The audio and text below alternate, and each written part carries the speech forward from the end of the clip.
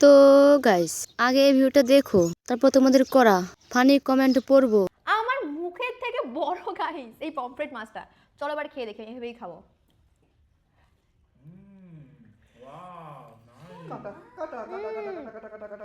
হৃদয় tata.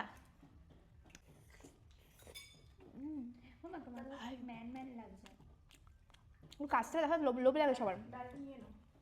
আমি মাছ খুব একটা পছন্দ করি না guys, two be honest.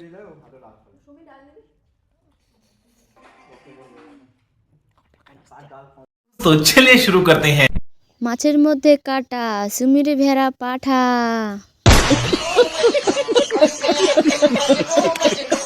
Sumi ভেড়ি 1 নম্বরে রাক্ষসনি।